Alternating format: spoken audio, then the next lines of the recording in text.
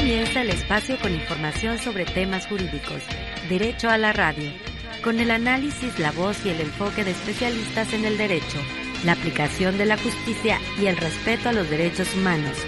Derecho a la radio, donde el ejercicio de la justicia es el ejercicio de la libertad.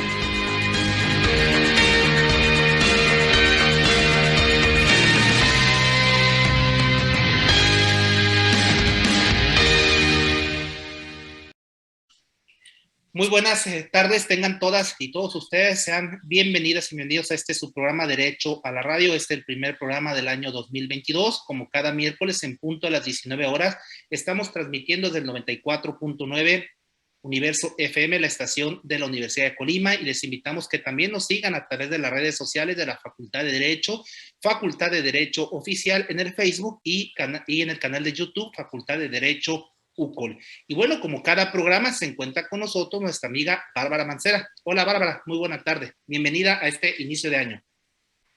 Hola Enoch, feliz año nuevo para ti y para nuestra amable audiencia, por supuesto que nos sigue sintonizando ahora en el 2022. Y por supuesto hay que recordarles que igualmente el sábado en punto de la 1 de la tarde pueden sintonizar la retransmisión de este programa, en donde también en esta misma estación 94.9 de la Universidad de Colima.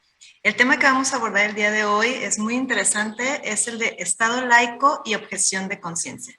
Así es, Bárbara, un tema muy interesante como todos los que se han tratado en este programa. ¿Y qué te parece si iniciamos el programa como tradicionalmente lo hemos hecho en las últimas 3 temporadas? Y es justamente acerca de la participación del doctor José Ángel Méndez Rivera con la sección editorial. Adelante, doctor, le escuchamos. Muy buenas noches desde Colima, México. Bueno, pues el tema de hoy es Estado laico y objeción de conciencia. Según los estudiosos del tema, el Estado laico, que al no ser ateo, permite la objeción de conciencia por razones ético-religiosas, dependiendo de la combinación de distintos elementos que interactúan y se ponderan entre sí. Así, sin lugar a dudas, el objeto mismo de la objeción de conciencia tiene efectos a la hora de legislar o a la hora de emitir una resolución judicial. Si bien se afirma que la objeción de conciencia se basa en las convicciones éticas propias del objetor de conciencia y no en los valores públicos compartidos por la comunidad, sin embargo, en la misma ponderación ética no es difícil sostener que tendrá más posibilidad de ser reconocida la objeción que no quebranta valores fundamentales del Pacto Social Universal, como por ejemplo la paz. Por ello, la objeción de conciencia al servicio militar basada en el repudio a la guerra y a la violencia tiene consenso a nivel internacional. También existe consenso a nivel internacional en la objeción de conciencia de los médicos y demás personal de los servicios de salud para practicar el aborto cuando está despenalizado, considerando que el derecho a la vida es fundamental para los demás derechos humanos y que está reconocido en los instrumentos de derecho internacional y en constituciones tanto nacionales como locales. En cambio, difícilmente se acepta la objeción de conciencia de funcionarios públicos del registro civil ante el caso de la celebración de matrimonios entre parejas del mismo sexo, ya que esta última objeción de conciencia es difícil justificarla bajo criterios de justicia universal a partir de una ética filosófica, pues si a algo está obligado el objetor de conciencia es a argumentar éticamente su objeción, la que no puede partir de simples prejuicios morales u opiniones de orden ideológico. ¿Y usted qué opina? Muchas gracias por su atención. Agradecemos al doctor José Ángel Méndez Rivera por la lectura de esta editorial. Gracias, doctor.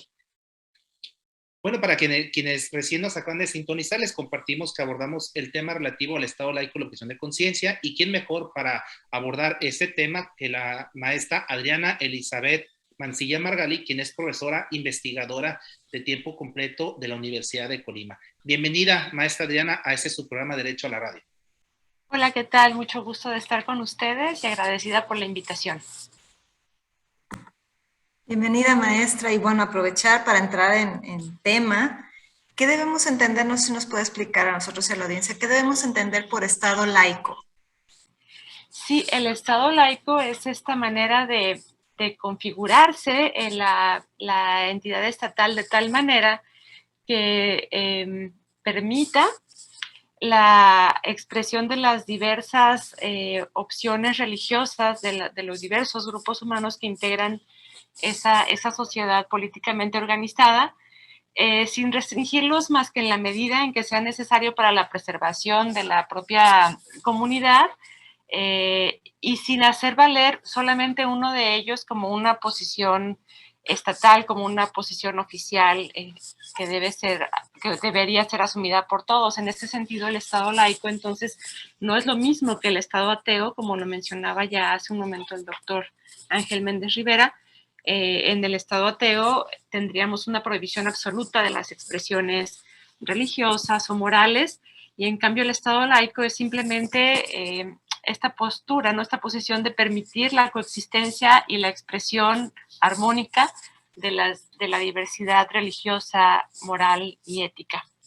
Ahora más, entonces, ¿qué sería o qué podríamos entender por objeción de conciencia? Sí, precisamente la objeción de conciencia tiene cabida en un Estado laico. Es una de las maneras de expresarse la libertad de conciencia, ¿no? Es decir, en un Estado en el que se emiten normas de general observancia, puede suceder que el contenido de estas normas sea contrario, implique una contradicción en las creencias que una persona profesa en materia religiosa o en materia moral, de tal manera que esa persona no siente que pueda cumplir esa norma jurídica sin atentar contra esas creencias profundamente arraigadas que la constituyen en su vida, en su identidad, y entonces siente el derecho a desacatar la norma jurídica. Esa es la objeción de conciencia. Implica la contradicción entre dos órdenes, el normativo jurídico dado por el Estado y el normativo moral, religioso, que cada sujeto ha asumido como propio, entran en contradicción, en colisión, y la persona siente que tiene el derecho de desobedecer el mandato jurídico.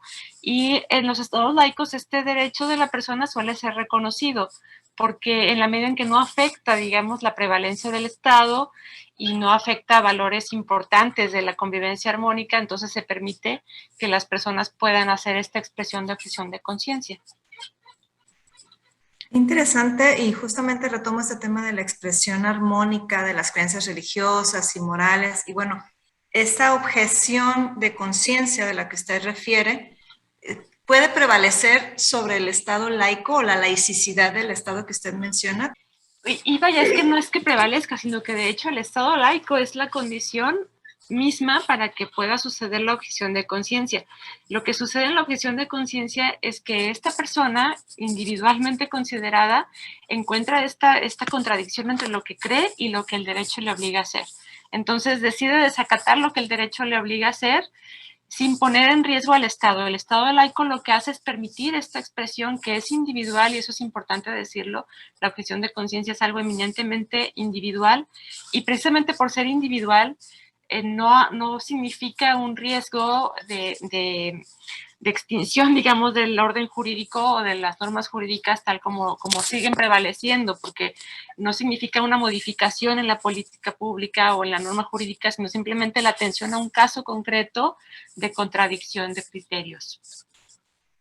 Ahora corresponde preguntarle o pedirle, mejor dicho, a nuestra invitada, si podría darnos algunos ejemplos, ya que se plantearon esos temas, conceptos fundamentales, si ahora podría compartirnos algunos ejemplos sobre objeción de conciencia, por favor, maestra. Sí, históricamente los casos de objeción de conciencia, bueno, los ha habido desde siempre, ¿no? Siempre ha habido esta posibilidad de la contradicción entre lo que la persona cree y lo que el organismo público o el Estado le exige. En algún momento fueron muy relevantes, bueno, lo siguen siendo, las objeciones de conciencia en materia, por ejemplo, de algunas actividades cívicas, como participar en los honores a la bandera por parte de ciertos grupos religiosos. Hoy en día uno de los temas más importantes que tienen que ver con el tema de la objeción de conciencia es en lo que tiene que ver con el personal médico. Este personal médico, enfermeras o médicos que, por ejemplo, en uso de su derecho a la objeción de conciencia podrían negarse a practicar un aborto, por ejemplo, a una persona, a una mujer, una persona gestante, que tiene derecho legalmente reconocido a que se le practique un aborto. Digo que está muy en boga porque justamente hace algunos pocos meses, en septiembre del año pasado, la Suprema Corte se pronunció al respecto y definió que es inconstitucional un artículo 10 bis de la Ley General de Salud que reconoce la objeción de conciencia como un derecho de los médicos y las enfermeras del sector salud, del sector salud en el ámbito público. Pero esta inconstitucionalidad no significa que no prevalezca el derecho o que no existe el derecho de objeción de conciencia, sino que lo que la Corte hizo fue pedir a los legisladores del Congreso de la Unión que este derecho de objeción de conciencia sea regulado de mejor manera en sus alcances y también en sus límites, de tal forma que al mismo tiempo que el personal médico puede hacer prevalecer su derecho de objetar en conciencia, también las mujeres tengan acceso al derecho que tienen sobre su salud reproductiva. Entonces, es uno de los casos, bueno, más frecuentes en los últimos meses, en los últimos tiempos en los que se discute el tema de objeción de conciencia. Muchas veces se le quiere ver como el enemigo, ¿no?, de los derechos de las mujeres, por ejemplo, a decidir sobre sus propios cuerpos, pero en verdad a mí me parece que en un Estado laico, en un Estado respetuoso de los derechos humanos y de las libertades, sí que debe haber espacio para la objeción de conciencia, pero tal como lo determinó la Corte, debe estar muy bien regulado, de tal manera que no signifique su ejercicio, pues negar el derecho de otras personas, ¿no? Ya usted ha iniciado a tocar este tema, hay una duda recurrente que suelen plantearse. ¿Cómo se puede resolver este tema de la objeción de conciencia frente al derecho de terceras personas? Justamente, ¿no? Se debe asegurar el derecho de las terceras personas. El tema de la objeción de conciencia se vuelve un problema justamente a falta de regulación. Algo que sucede en Colima, porque pues me ha tocado conocerlo a partir de los comités de bioética en los hospitales. Algo que ha pasado en Colima y que pasa en el resto del país y me imagino que es un fenómeno generalizado, es que la objeción de conciencia de pronto se malusa, ¿no? En realidad no hay objeción de conciencia a veces cuando se argumenta que la hay, y lo que en verdad pasa es que a veces los médicos, o el personal médico en este caso, usa esa figura para evitar problemas, ¿no? Porque muchas veces la legislación es incluso contradictoria, ¿no? Eso es lo que está pasando, por ejemplo, en nuestro estado, que nuestro código penal, bueno, hasta hace poco penalizaba la práctica del aborto, mientras que había una norma oficial mexicana que lo permitía. Y ante estas ambigüedades y estas contradicciones, bueno, los médicos obviamente y con toda razón tenían algún temor, ¿no?, de participar en estas prácticas, por ejemplo, de aborto. Entonces mejor objetaban en conciencia, a tal punto de que llegó a haber un momento, no sé, en este momento no conozco el dato, pero llegó a haber un momento en el que de todo el personal médico en nuestro sistema de salud estatal había un solo médico que se presentaba como no objetor de conciencia. Entonces el problema es ese, ¿no? Yo creo que es difícil pensar que en una sociedad como la nuestra solamente un médico sea un objetor de conciencia. Lo que tiene que asegurarse entonces es cómo podemos regular este fenómeno de tal manera que sí se respete la auténtica objeción de conciencia, pero que al mismo tiempo tengamos personal suficiente, no objetor, para que las mujeres en este caso puedan acceder a hacer efectivos sus derechos reproductivos, ¿no? Yo creo que es posible en la medida en que haya claridad legislativa, en la medida en que haya conocimiento por parte de las autoridades que participan en este tipo de temas de cuál es el contenido de las leyes, cuáles son los alcances de la figura, cuáles son sus límites, qué sí les corresponde hacer al personal de salud, qué no le corresponde hacer. Y en esa medida en que haya claridad y conocimiento de los contenidos legislativos, entonces seguramente que no tendríamos este problema de estar viendo que a favor de unos derechos se perjudican otros, ¿no? Yo creo que es perfectamente posible hacerlos compatibles unos y otros. Bueno, qué interesante reflexión y además tarea que nos deja, ¿no?, sobre esta regulación pendiente que existe sobre la objeción de conciencia. Toca el momento de despedirla, maestra. Agradecemos a la maestra Adriana Elizabeth Mencilla Margal y recordemos, ella es profesora de tiempo completo de la Universidad de Colima. Muchísimas gracias por acompañarnos, maestra. Con mucho gusto, un gusto siempre estar con ustedes. Derecho a la radio, donde el ejercicio de la justicia es el ejercicio de la libertad. Continuamos en breve.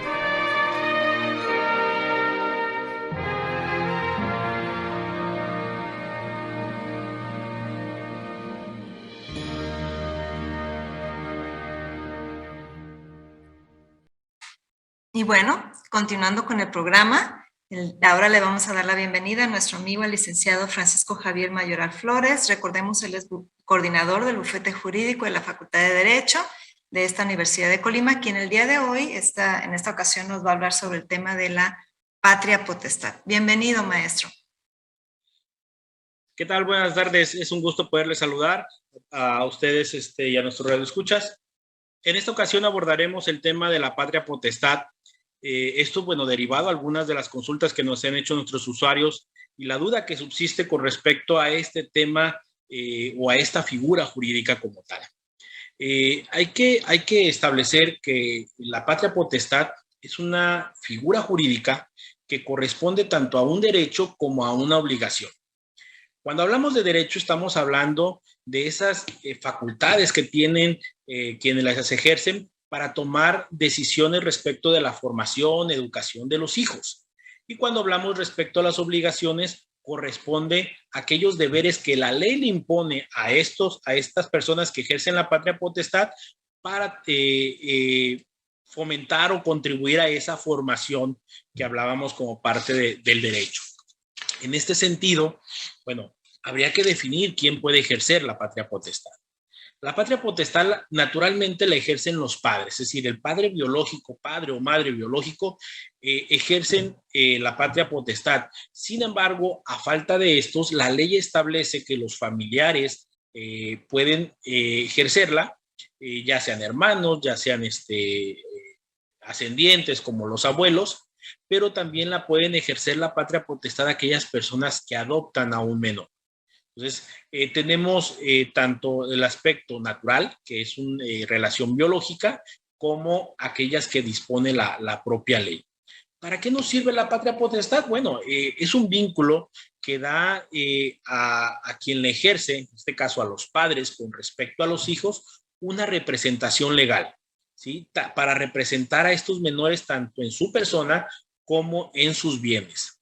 Pero también esta figura nos permite establecer y definir cuáles son los deberes que tienen que tener los padres con respecto a sus hijos, pero también cuáles son los derechos o las atribuciones que estos ejercen, ¿sí? Hay que considerar que la patria potestad es dentro del ámbito de facultades aquel vínculo jurídico que permite tomar decisiones de los hijos, decisiones que fomenten o que vayan vinculados a un desarrollo pleno de la personalidad, que permita que se le respeten y que puedan ejercer estos menores sus derechos, pero también aquellas decisiones que los vinculen socialmente, que les permite crear una conciencia moral, una conciencia socioafectiva. En ese sentido, la patria potestad sirve precisamente para que estos derechos de los menores, para que este bien superior de los menores sea ejercido y que permita que estos menores en un futuro puedan ser personas de bien ya siendo adultos. Hay que considerar que la patria potestad no se renuncia, no puede ser renunciable. Un padre no puede decir, yo ya no quiero ser o ejercer la patria potestad, renuncio, ¿sí? Es irrenunciable. Lo que sí puede hacerse vía judicial es una suspensión o declararse perdido esta potestad. Es decir, que hay una autoridad, un juez sí puede decretar por causales que la ley establece que la persona que ejerce la patria potestad lo deje de ejercer por un tiempo determinado o que de manera definitiva ya no lo haga, ¿sí? Hay que entender que cuando un juez decreta la suspensión o la pérdida de la patria potestad únicamente se está quitando respecto de las facultades. Es decir, todas las obligaciones inherentes subsisten y tienen que continuar. Sobre todo estas vinculadas a la cuestión de carácter económico o la vinculación a los alimentos. ¿Qué se necesitaría en todo caso si se está en el supuesto de solicitar o querer que a alguien se le quite la patria potestad? Bueno, se requeriría acudir ante un órgano jurisdiccional, ante un juez, y que éste, previo al análisis de los hechos que le estamos haciendo saber, pues declare la pérdida o suspensión según corresponda. Y esta declaratoria hará la función de que quien ejercía la patria potestad siga cumpliendo con sus obligaciones, pero ya no puede tomar decisiones trascendentes. Es importante recordarles que el bufete jurídico de la Facultad de Derecho, en estos y los diversos temas que hemos tratado, está a su disposición para que en caso de cualquier duda o alguna consulta puedan acudir a las propias instalaciones de la Facultad de Derecho o comunicarse vía telefónica al 312-31-610-71 o vía redes sociales para poder concertar una reunión y poder resolver esas dudas que aún sigan prevaleciendo. Muchas gracias. Bueno, ahora despedimos al licenciado Francisco Javier Mayoral Flores, coordinador del bufete jurídico de la Facultad de Derecho Universidad de Colima. Gracias, como cada miércoles, por estar con nosotros y compartir sus conocimientos, que son bastante útiles para nuestro radioescuchas. ¿Qué te parece, Bárbara? Bueno, como todos los programas, tenemos la percepción de que pasa bastante rápido el tiempo, se ha agotado, pero si estás de acuerdo, despediremos el primer programa del año como siempre lo hacemos, agradeciendo al equipo de producción del 94.9 de la estación de la Universidad de Colima por su acompañamiento, pero también al equipo de producción de este programa, el doctor José Ángel Méndez Rivera, la doctora Jessica Romero, la doctora Yana Sánchez, la licenciada Alejandra García, la licenciada Reina Andrade y el licenciado Julio Llerenas. Gracias, pero sobre todo, como siempre lo decimos, a nuestros radioescuchas que ubican a este programa y lo mantienen en el lugar que ahora posee en la radio de la Universidad de Colima. Se despiden los micrófonos Bárbara Mancera y Enoc Morán. Que pasen ustedes muy buena tarde. Aquí termina esta emisión. Te esperamos la próxima semana en Universo 94.9. Derecho a la Radio, una producción de la Facultad de Derecho de la Universidad de Colima.